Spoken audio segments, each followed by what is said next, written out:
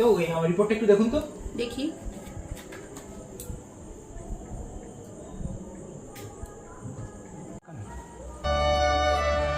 ও, যা বুঝলাম আপনার কিডনিতে তো পাথর হয়েছে, ইমিডিয়েট অপারেশন করতে হবে এক্ষুনি।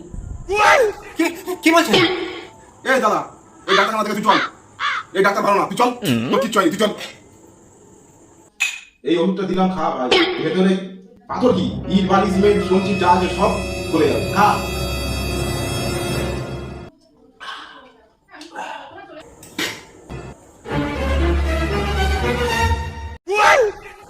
ডাক্তারবাবু, আমি নতুন করে রিপোর্টটা করেছি, একটু দেখুন তো।